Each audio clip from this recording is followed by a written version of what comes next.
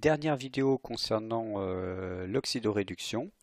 Pour cette troisième partie, nous allons écrire une équation d'oxydoréduction, mais on va rencontrer ici un cas plus complexe que précédemment.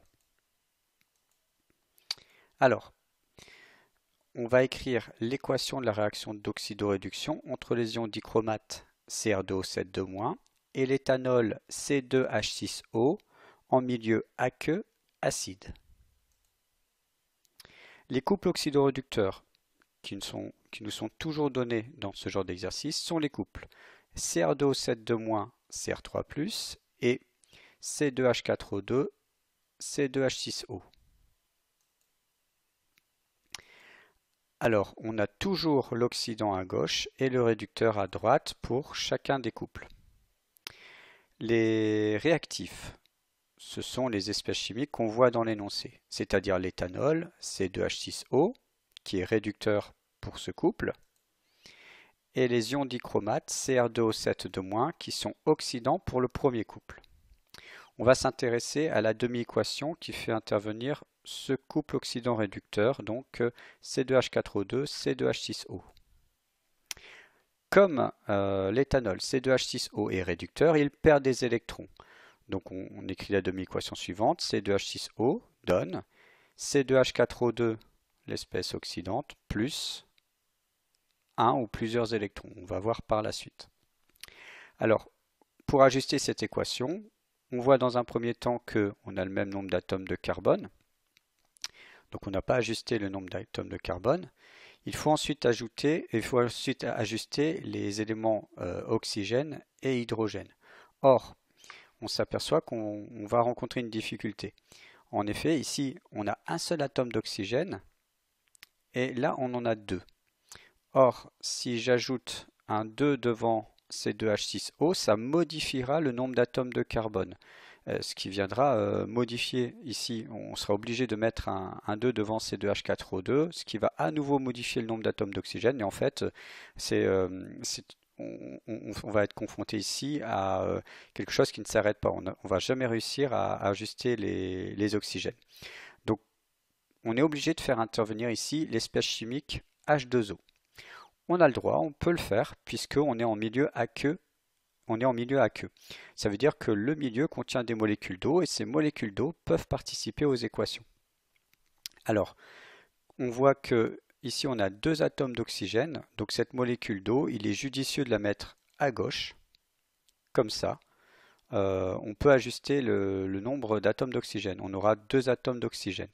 Ainsi, la demi-équation fait intervenir une molécule d'eau. Alors, ça va avoir une incidence sur les atomes d'hydrogène. On a maintenant 6 atomes d'hydrogène plus 2 ici pour la molécule d'eau, ce qui fait un total de 8 atomes d'hydrogène. Je ne peux pas mettre de 2 devant l'espèce C2H4O2, comme on l'a vu tout à l'heure, parce que ça modifiera le nombre d'atomes de carbone et donc ça modifiera toute l'équation et on arrivera à un cas insoluble. Donc on va faire intervenir une autre espèce chimique, c'est l'ion H+. On dit qu'on est en milieu acide, ça veut dire que dans le milieu, il y a des ions hydrogène, H+, et ces ions hydrogène peuvent participer à la réaction. Ces ions hydrogène, on va les mettre à droite.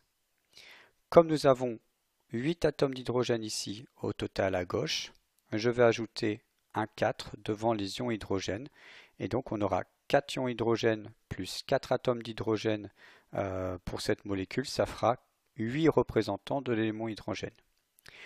Et quand on a fait ça, alors seulement on peut ajuster le nombre d'électrons. Comme à gauche, on a des espèces qui sont électriquement neutres, à droite, on doit avoir quelque chose qui soit globalement électriquement neutre. On a 4 ions H+, donc 4 charges positives pour ces ions. On va donc mettre ici 4 électrons. Voilà, la première demi-équation est correctement ajustée. On va faire quelque chose de tout à fait similaire maintenant pour la deuxième espèce chimique, les ions dichromate, Cr2O7 qui est oxydant. Donc comme il est oxydant, il gagne un ou plusieurs électrons. Et ici, il va donner l'espèce chimique Cr3+. Alors, on on va ici ajuster cette équation en gardant le même ordre que ce que l'on a fait pour l'équation précédente. À savoir, on va d'abord ajuster les éléments chimiques autres que les atomes d'oxygène et d'hydrogène. Ici, le chrome, on a deux atomes de chrome, donc deux représentants de l'élément chrome. Ici, on en a un seul. On va donc mettre un 2 devant Cr3+. Et maintenant, on respecte cet ordre-là. On commence par ajuster les atomes d'oxygène. On voit qu'on a 7 atomes d'oxygène à gauche. J'en ai pas à droite, donc je vais faire intervenir l'espèce chimique H2O. Comme j'ai 7 atomes d'oxygène, je vais mettre un 7 devant H2O. Ça fait donc, ça entraîne ici l'apparition de l'élément hydrogène à droite dans les produits. Donc je vais faire intervenir, ici je vais placer des ions hydrogène de manière à avoir l'élément hydrogène à gauche pour les réactifs. J'ai 7 fois 2, 14 atomes d'hydrogène pour ces 7 molécules d'eau dans les produits. Donc on va mettre un 14 ions hydrogène dans les réactifs. Et quand on a fait ça, on peut maintenant déterminer le nombre d'électrons qui sont mis en jeu pour cette demi-équation. Alors, en globalité, pour les produits, au niveau des charges, nous avons 2 fois 3, 6 charges plus. Les molécules d'eau sont neutres, donc pour l'ensemble des produits, 6 charges plus. Pour les 14 ions H+, on a 14 charges plus, 2 charges moins pour les ions dichromates, pour l'ion dichromate. Donc 14 plus et 2 moins, ça fait 12 plus. 12 plus et on doit arriver à 6 plus. On va donc mettre devant les électrons ici, devant l'électron 6. Comme ça, on aura 6 électrons. Alors, j'ai les deux demi-équations. Je vais pouvoir faire le bilan de la réaction d'oxydoréduction, mais il ne faut pas oublier que le nombre d'électrons échangés doit être le même. J'ai 4 électrons libérés par la première demi-équation pour ici l'oxydation, et j'ai 6 électrons captés par la réaction de réduction. 4 et 6, on peut s'arranger pour avoir 12 électrons pour chaque demi-équation. Donc pour avoir 12 électrons, on va multiplier tous les membres de la première demi-équation par 3. Et pour avoir 12 électrons pour la deuxième demi-équation, on va multiplier tous les membres par 2. On va avoir l'équation suivante, donc 3C2H6O, 3H2O, 2 Cr2O7 2-, 2 x 14, 28H+, et ça va donner 3 C2H4O2, 12 H+, 4 Cr3+, et enfin 14 H2O.